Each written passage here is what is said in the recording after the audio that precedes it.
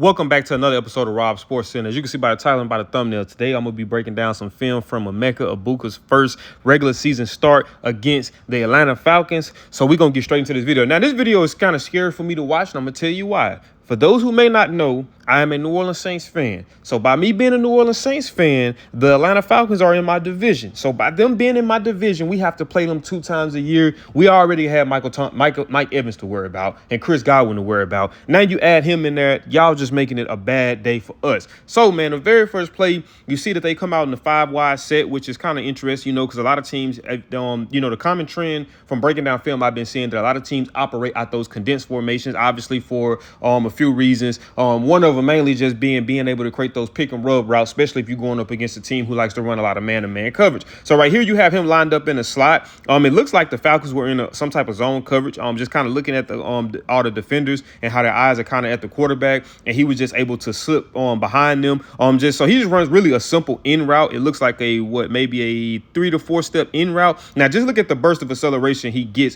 whenever he breaks off that in route. That just kind of stood out to me. Like when I was looking at T-Mac running a lot of his routes, a lot of times, sometimes he kind of will round those routes off in a sense and kind of make them look like slants or like a in, not necessarily a breaking in route, but like kind of like a rounding, like a speed out. But it was just he just ran the inside. But right here, he does a good job at just being able to break off that out foot and just get that acceleration and get down the line. Baker Mayfield throws a pass kind of like it was a little bit above him. But like I say, man, when we get to the NFL, you got to understand that every pass isn't going to be directly to you. It's not going to be right between the numbers, because you got to think about the athleticism of a lot of these defenders and also how smart a lot of these guys are, for one. And for two, you understand that by Baker Mayfield being in the empty formation, he has to get that ball out of his hands really, really quickly. So sometimes having to get that ball out of your hands quickly can lead to kind of underthrows. But I think where receivers get their bread and butter, to me, where they get their stamp of certification, is their ability to be able to make those tough catches. And he does that right here. He's able to make it, secure it, and just be able to, eat up some additional yardage after the catch.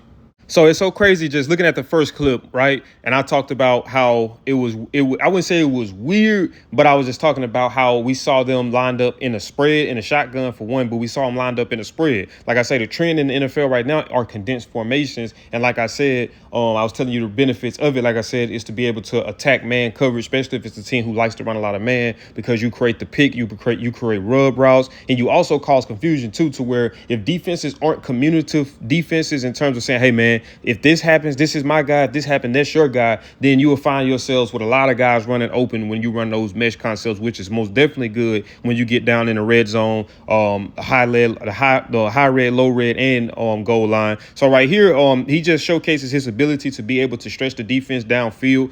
They got him lined up when in this situation with a condensed formation, tight split, close to the line of scrimmage, and he's kind of lined up in a stack. He's kind of lined up. I think you got the tight end that was in front of him, and then you got the him like kind of right behind the tight end. So like I said, once again, it's to cause confusion as well. In terms of if the communication isn't good, then you will end up having somebody run free, kind of just like how you have like right here. What you have a guy just running free, which was him down the seam, kind of running like a little corner route, it looks like, and nobody really just picked him up. Now Baker does a phenomenal job.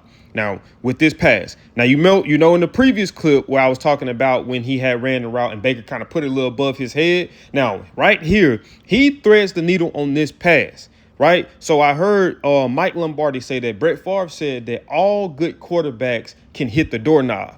But he was like, the great quarterbacks can throw through the keyhole. And this right here was one of those keyhole type of throws, man. He just did a very good job at threading the needle on this. And then I don't want to mispronounce his name, man. Emeka Egbuka. He just does a phenomenal job at not losing concentration, because you're looking at the corner like he was finna undercut that and pick that. So he does a good job at not losing concentration, staying focused on the ball, and being able to haul it in for a touchdown catch.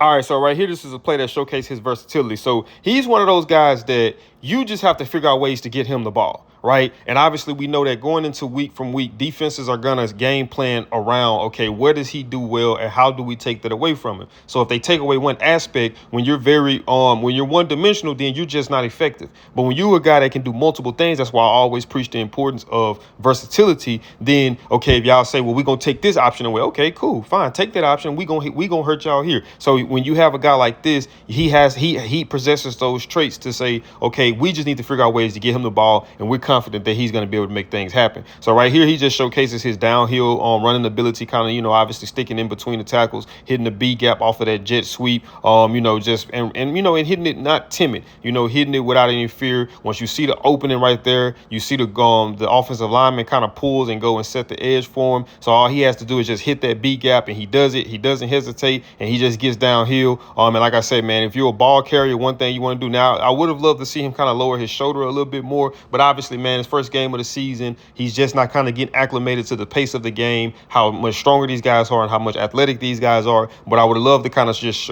see him finish with his shoulder pads down, just because you don't want to give those defenders direct access to that ball. Like I said, you got 3 different points of contact with the ball. Now, finishing with a low pad level and keeping your shoulder pads down, it prevents them from really being able to punch at the ball. But if they can tackle at your waist, it gives them those 3 access points. So that's probably something I would like to see in the future, because I know that this is going to be something they're going to incorporate. And the last thing you want to do is get caught on film with sloppy ball handling, and when the situation presents itself, now the defense take advantage of it based off of that film study.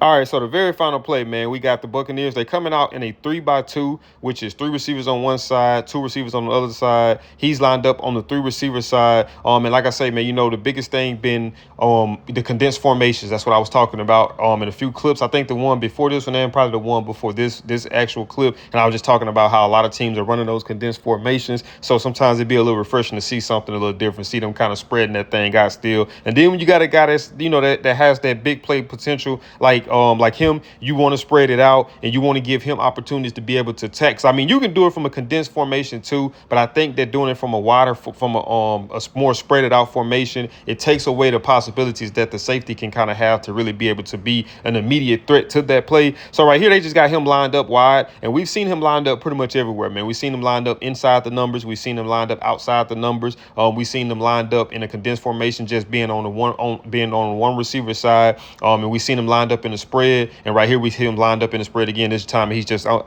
on outside the numbers. And he just pretty much runs that looks like he ran a skinny post. So it looks like Jesse Bates, he ended up biting because they were in a single high, right? So the role of a single high is to try to stay over the top of anything that's going deep. So I think that what Bates was looking at was the fact that if he's reading the quarterback eyes. So I think Baker did a good job at kind of looking him off to a degree, because obviously when you're in a single high, your whole objective is going to be to get depth, backpedal, and read the quarterback eyes and see where he's trying to go. And you see where he's looking at. He's looking at the guy who's running the crossing route, and then he's looking, but at the same token, you got him on the outside who's running the same thing. He's just running it deeper. So Bates ended up biting and coming down, and Baker Mayfield made him pay for it right here. But like I said, man, this is one of the things that he brings to a team, is that ability to be able to stretch a defense and that ability to be able to give you those explosive plays. And now it puts you in a position to where teams can't really focal in on Mike Evans.